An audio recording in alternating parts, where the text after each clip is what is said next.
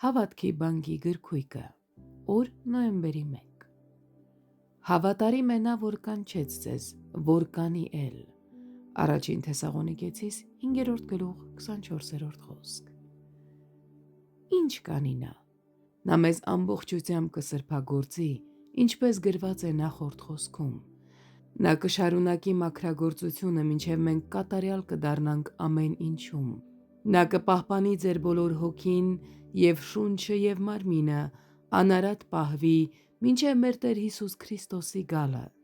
Նա թույլ չի տա, որ մենք ընկնենք շնորհից կամ ընկնենք մեղքի տիրապետության տակ։ Ինչ մեծ շնորհներ։ Հետևաբար, մենք կարող ենք գովաբանել նման աննկարագրելի պարգևներ տվողին։ Ո՞վ կանի դա։ Իհարկե Տերը,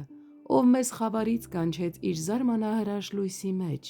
մեղքի մահից դեպի Քրիստոս Հիսուսի մեջ հավիտենական կյանք։ Միայն նա կարող է դա անել։ Նման կատարելությունն ու պաշտպանությունը կարող են գալ միայն ամեն շնորհի Աստծուց։ Ինչու է նա դա անելու։ Որովհետև նա հավատարիմ է։ Հավատարիմ է իր խոստմանը, փրկելու հավատացյալներին։ Հավատարիմ է իր որդուն, որի վարձատրությունն այն է, որ իր ժողովուրդը անարատ կներկայացվի իրեն։ Հավատարիմ այն գործին, որը նա սկսել է մեզանում իր արդյունավետ կոչմամբ։ Սրբերը չեն ապավինում իրենց սեփական հավատարմությանը, այլ Տիրոջ հավատարմությանը։ Ով հոգիս, ահա մի հոյակապ խնջույք, որով կարելի է սկսել այս ձանձրալի ամիսը։ Դրսում կարող է մառախուղ լինել, բայց մեր ներսը